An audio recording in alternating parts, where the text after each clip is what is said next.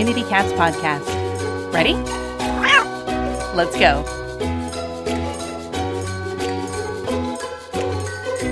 Welcome to the Community Cats podcast. I am your host, Stacy LeBaron. I've been involved helping homeless cats for over 20 years with the Merrimack River Feline Rescue Society. The goal of this podcast is to expose you to amazing people who are improving the lives of cats. I hope these interviews will help you learn how you can turn your passion for cats into action. Today, we're speaking with Jim Tedford. Jim has been actively engaged in the animal welfare movement for more than 33 years.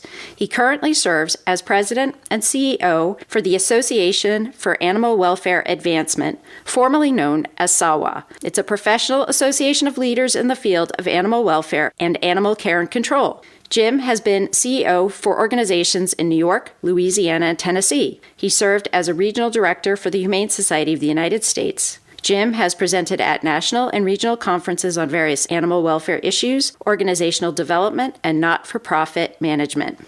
Jim, I'd like to welcome you to the show. Thanks for having me, Stacy. Great to be back. Wow. Well, we have so much great news to cover today. If folks are interested in finding out more about Jim, this is his second time on the show.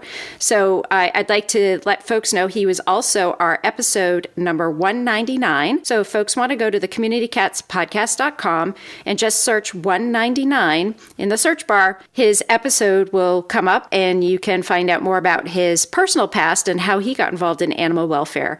But today's show, which is episode number 263, we are focusing on the Association for Animal Welfare Advancement, which is a new name for SAWA. And so, Jim, maybe share with us today what's going on. Well, I tell you, Stacy, we are approaching our 50th anniversary as an association, which is really hard for me to believe as well. We were formed in 1970, so in a couple of years we'll turn 50, and I've been around for a lot of that. I've been a member for over 30 years, so it's been a big part of my life and my career. What we sort of realized is, though, that the industry that we're such a part of and is such a part of us is evolving at a remarkable rate. There is so much happening all the time, and things are changing. The one thing that is constant in our field is change and evolution, and we thought we need to evolve along with it. Our old name, SAWA, the Society of Animal Welfare Administrators, really served us very, very well for the last 48 years. But we wanted a name and a brand that could really help advance us into the next 50 years, and that would sort of carry us through that period of time and would help us sort of grow into the association that we want to continue to grow into. So we put together a group of folks probably, a year and a half ago almost now, a group of marketing and branding experts from the industry and from outside the industry to really talk about what do we need to do to make that evolution happen, and how can we come up with a new brand identity that's going to carry us over that next 50-year period. It was a bunch of really smart folks plus me sitting around a table, really kind of talking through what a brand needs to do and how we can best make that happen. We concluded that with some really amazing focus groups. At our conference last fall, we brought together stakeholders from all different aspects of our work. We had sponsors and executive level members and veteran members and brand new members and folks who aren't even members yet, but are sort of on the periphery thinking about becoming members. Brought a whole lot of different people together with different points of view and had some professionally led focus groups. And interestingly, all those groups led us to the exact same conclusion. The same words that we put out there really resonated. And we thought, we don't really necessarily want to be a society anymore, because society kind of by definition represents a closed group. And we don't want to be a closed group. We really want to be as inclusive as we possibly can. There are so many different types of people and organizations at work making things happen for animals these days. And we thought we don't want to just represent the executives from the top 10 markets around the country. We want to really have something for everybody. Anybody who aspires to lead in this field, we wanted to be able to offer them something of value that would help them advance their careers and hence really help advance the movement as a whole. So society was the first word that we got hung up on and wanted to really come up with a replacement. And association seemed like just the right word.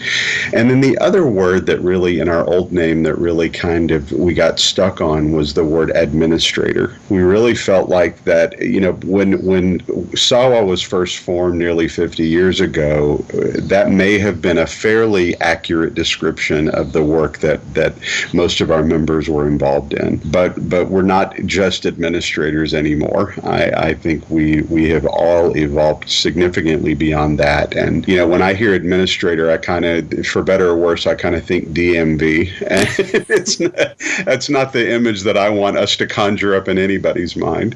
So we thought what we're trying to do really is advance a movement. And so the word advancement really seemed much more apt to include in our name. So we came up with the Association for Animal Welfare Advancement, and it just rings true to everything that we stand for today and everything that I think that we will stand for even 50 years from now. The other thing I really love about it is when we were SAWA, we had a tagline. We always had to sort of maintain some kind of a tagline, and our most recent tagline was Leaders Committed to Excellence.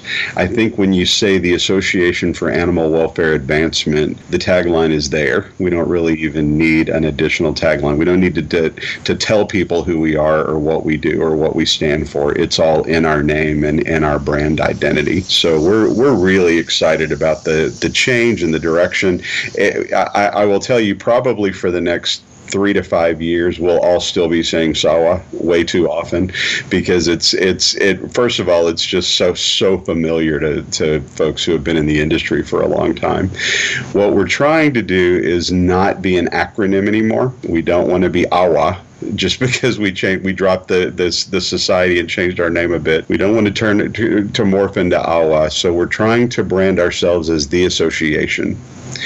And we did that for ourselves at our most recent conference back in June, and amazingly, it really caught on. And by the end of the conference, I had all manner of members and non-members attendees at the conference referring to our organization as the association. So for those of us who go back a ways, there was a band back in the day called the Association that recorded a lot of hits back in the 60s. And so fortunately, our field is getting younger instead of older, so most of our members don't even know who that is.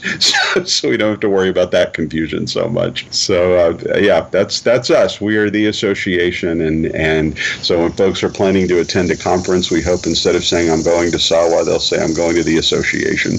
Wow, that's great. It's excellent exercise for you to go through that, because I know I've personally been involved in quite a few conversations about organizations and branding and name changing and whether or not it's a good idea to do it or not. And it's a really hard challenge for boards to make a decision to take that leap. I don't know if you have any tips or advice, since you've just gone through it. Was like, what was the tipping point that made you to say, okay, we got to jump in the deep end and do this? Yeah, I'm extremely fortunate in that I have a board made up of leaders from animal welfare, and so they all work for boards themselves, so they understand that dynamic really well, and because of that, they behave very professionally and very appropriately as a board, as a true governing body, and a group of real visionaries who are helping to set the course for where we're going as an organization. One of the best things that happened in this whole process was, from the very beginning, we approached it as we want to go through this exercise, and we need to know sort of what are the parameters, what are our limits, what are the boundaries we can't cross. And our board agreed from the very outset that there were no sacred cows. There was nothing that was off the table and completely off limits for this brand analysis team that we put together. They could really go for broke and be as aggressive innovative and forward thinking as they wanted to be without feeling limited by anything. Obviously, the board made the final decision once the recommendations came back from that team. But as smart people do, and as strong boards and strong governing bodies do, they took the advice of the experts. And without really any hesitation. Remarkably, when we did the vote for making the name change and doing the whole new brand identity, it was an incredibly quick meeting for us because there was so much preparation done beforehand and throughout the process. That's the probably best piece of advice I can offer is surround yourself with experts who really understand brand analysis and really understand the concept of branding and what a brand needs to accomplish. And then secondly, make sure that communication is open throughout the process, that you're letting all the critical stakeholders in on the various milestones along the way. And then there are no surprises for anybody. It keeps everybody on the same page and on a very level playing field. So when the final recommendations come in, it's not like a big shock to anybody's system. I thought if we had not done it the way we did it, introducing a brand new name for a 50-year-old association and a brand new logo and brand new branding identity all the way around could have been like jumping into a really cold lake for these folks. Instead, it was like stepping into a nice warm hot tub. They were all very well prepared for it and very braced for it and very embracing of it. So that's the communication you know what, that's the key to almost everything we do. If we're open in our communication, even if we have varying viewpoints on things and even if we disagree, if we're just open and honest in the way we communicate with other folks, we're going to make so much better progress.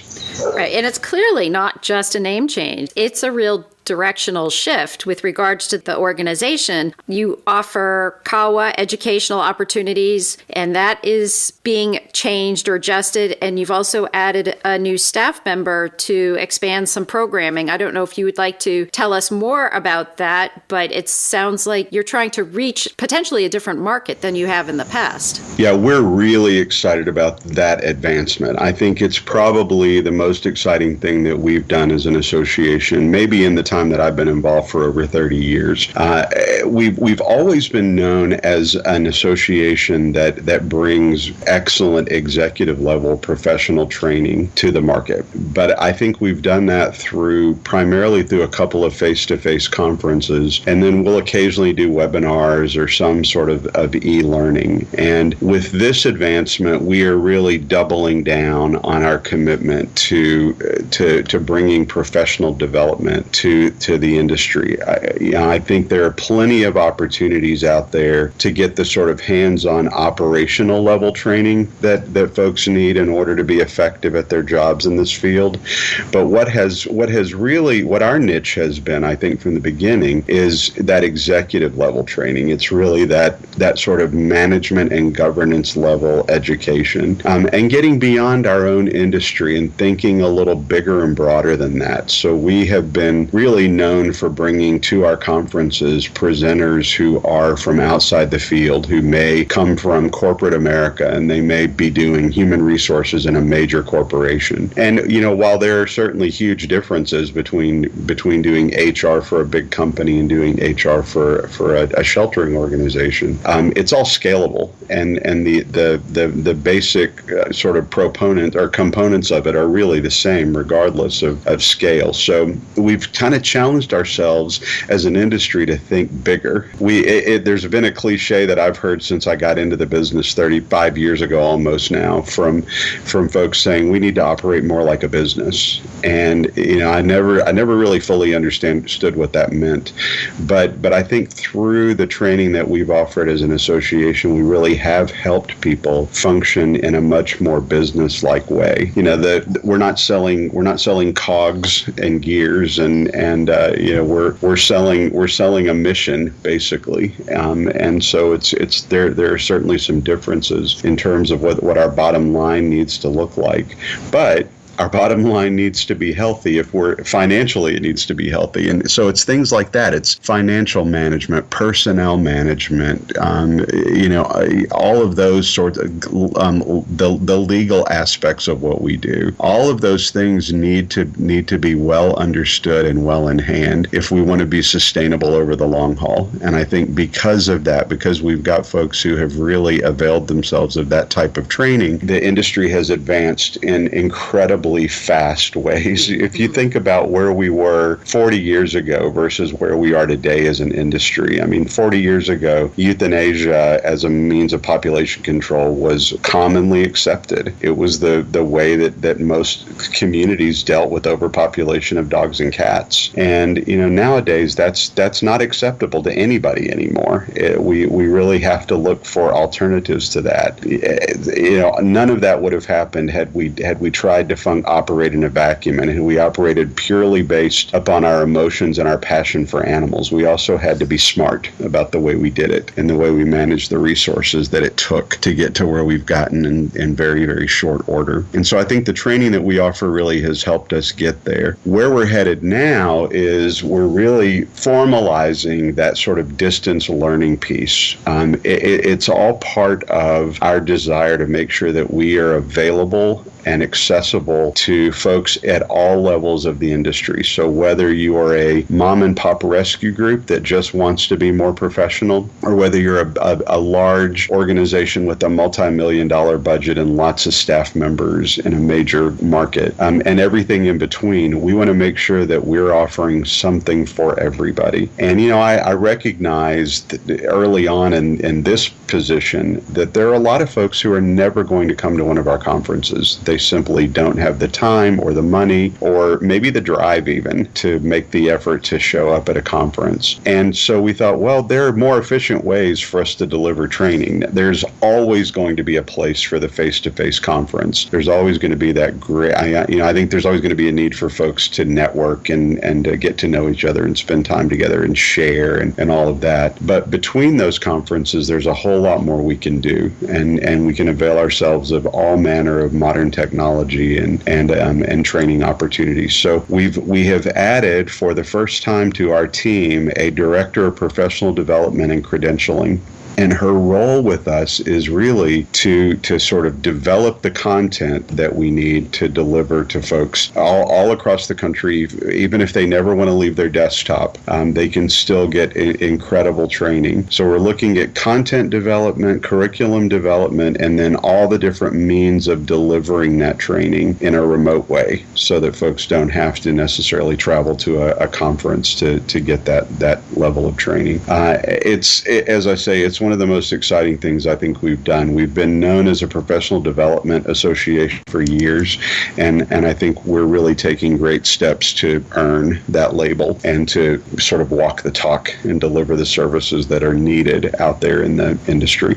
Well, and the one thing that we haven't touched upon, too, that I have found with doing the podcast as well as the online cat conference that I did last January is there's an incredible amount of interest internationally in virtual learning. And so I think that that's a wonderful way for the association. I'm sure you already have an international reach, but it's just another way to get out there even more.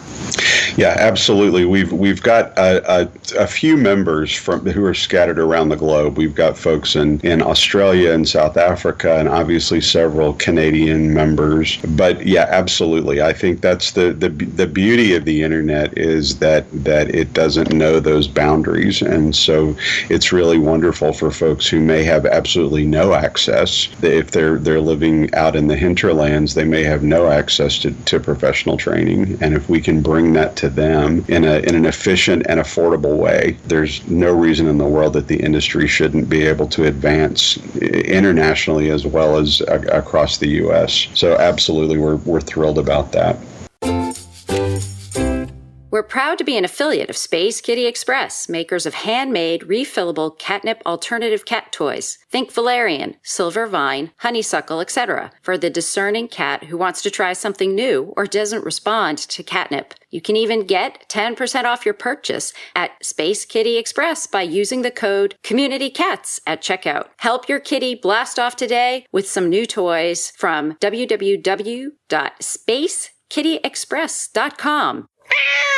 Did you miss the 2018 online cat conference that we held in January? Or would you like to share some of the conference webinars with friends? You can now purchase the presentations and share them with colleagues and friends. Just visit our recordings page, which is under the resources tab, to access webinars from some of the leading personalities in feline welfare today. They're sure to give you and your cat-loving friends great ideas on ways to help even more cats. Check it out at www.communitycatspodcast.com. I'm going to cycle back just a little bit, back to a conversation about boards, because it's a topic that I don't cover very often, but I think it's very important. Every nonprofit has to have a board, whether you're two people or, a really large organization. Here you are. You've been involved with the association for 30 years. The organization's been in existence for 50 years. You've made a dramatic change. Some would say, since you've been so involved in the organization, that you might have preconceived ideas of direction. Some might say use the term founder syndrome or something like that. And then you've also been working with your board to create this new vision. How do you recommend folks in working with a board that wants to make change? Our industry is changing with regards to cats, community cats, as our population numbers go down. Our programs need to change, or else we're going to have a tough time going forward. How does one work with a board, either just as a volunteer board or just a smaller organization? I mean, how can they make change? I hear this phrase a lot, which is, oh, well, this is what we've been doing forever. We can never make a change. Right. And they're going to go out of business, or they're going to have a lot of pain and suffering. What sort of advice would you give folks in that position? Well, I tell you, I think there's an old cliche that goes evolve or die. And I think we as an industry really have to live up to that. And we really have to be willing to accept change and to accept new ways of thinking and new ways of doing things. I think that those things need to be accepted based upon data and based upon facts and real knowledge, and not just based upon emotion. Where I think I've seen boards go wrong over the long term of my career has been when they spend way too much time thinking with their hearts and way too little time thinking with their heads. I had a consultant years ago at an organization I ran who came in to work with our board. We were having some serious board dysfunction, and he came in and he said to me, and it was a profound statement, he said, "You have too many animal lovers on your board." And at first, that's kind of hard to swallow. Mm-hmm. When you first hear it, you think, wow, isn't that what we're about? But then when you sort of stop and distill it down, he was absolutely right. We had a bunch of folks who had a little bit of knowledge and who were extremely passionate without really understanding the full picture and the full context. And they weren't very open to listening to what other people had to say. And especially new folks coming in were just sort of shut out because, we've always done it this way, and we should keep doing it this way because it's the way it's what's familiar. And unfortunately, no great social movement has ever advanced because because folks sort of stick to their guns and stay in the same place. You've got to be willing to hear new, fresh ideas and embrace those that work. I worked for a for-profit company for a while, and one of their corporate values was try a lot of stuff and keep what works. The only failure is a failure to try. And so I that has really stuck with me because I've always said, as long as I've been doing this, that the day that I feel like I already know it all and don't have more to learn is the day that I need to hang it up. Yeah. Because it is, I learn new stuff every day, and we have our memberships growing constantly, and new folks are coming in, and I learn from everybody. I go to all of the state and regional conferences around the country. country and listen to what other organizations are doing. And inevitably, I come back feeling really refreshed and challenged because I've learned so many new things. So yeah, the old "you can't teach an old dog new tricks" thing doesn't work for me. I'm definitely an old dog, and I'm learning new tricks constantly. So, and boards of directors that's a tricky thing to navigate. I think, in some ways, the not-for-profit governing board model is sort of a flawed model by definition. When you think about the fact that, you've got an executive working within a not-for-profit who was hired because of expertise around that particular type of industry, and they're reporting to a group of people who really, by definition, know less than they do about what they're doing. And you run into problems where boards don't realize that the only power they have is as a group. They don't have really any power as individuals. They only have power as a voting group. And,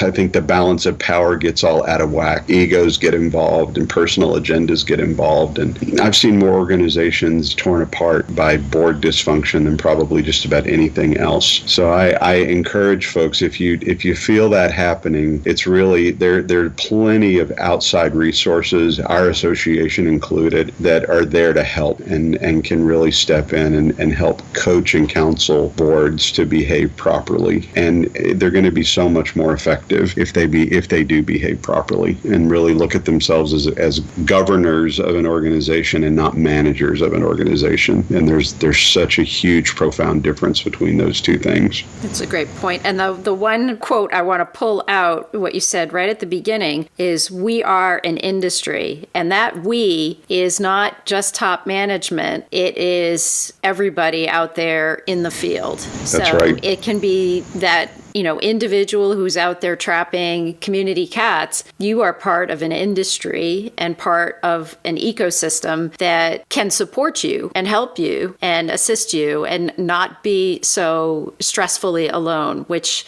at this time of the year, being the end of the summer, I'm getting a lot of folks who are feeling the stress, and most of them are small shops or individuals. And it's important to know that an organization like the association can help and provide some support from their resources that they have on their website. So with that, if folks are interested in finding out more about the association or the educational programs that you offer, I also noticed that your past conference is available for download, so people can purchase the presentations. So if they did not know about the last conference and want to see what a conference is like, how would they find out that information? So you can go to our website, which is theaawa.org. And the other thing to throw out there is, because we're still going through this brand transition, the old web address, SAWA Network, SAWA network.org, will also work. And there are tremendous resources. We have a best practices and emerging trends committee that has been working really hard to put together these huge best practice documents that are all available on the website, completely free for download, and they're amazing. There's a best practice on transport of companion animals, there's a best practice on enrichment, and a best practice on veterinary care in the shelter, and the committee will continue to work on developing those. So those are just examples of some of the many resources available on the site. And our contact information is also there on the site, and if you want to reach out to me directly or to anybody on our team, that's what we're there for. We're there to really support folks. And nobody is an island. Collaboration is the name of the game. And if you're feeling lost and alone out there, you're not. And so reach out, find other folks in your area who are like-minded, and I can almost guarantee you that folks are willing to work with you to make your work a bit easier and more efficient. And there's a lot of strength in numbers, and the more we work together, the more effective we're going to be. Jim, any last thoughts before we close out today? I'll throw out my sales pitch for membership. If you're not yet a member of the association, I hope you'll consider joining us. We, again, strengthen numbers, and the real power in our association is not in all of my brilliance. It's in the network. It's in the fact that there are a lot of folks with a great deal of collective experience and expertise who are willing and able to help you, and they're easily accessible. We've got a couple of Facebook groups that are for members only, so as a member you can join those and you can access access 500 or so of your closest friends and get advice in real time. So if you're not yet a member, there's all kinds of information on the website about how to do that, and we hope you'll consider it. Jim, I want to thank you so much for agreeing to be a guest on my show, and I can't wait to touch base with you a year from now, find out what the next stage has been, because you've been just a busy organization over the last year, so I can't wait to see what you do next year. It's you know what, it's constantly changing, so I have a feeling we'll have a lot to talk about, Stacy. Thank you for listening to the Community Cats podcast. I would really appreciate it if you would go to iTunes and leave a review of the show. It will help spread the word to help more community cats.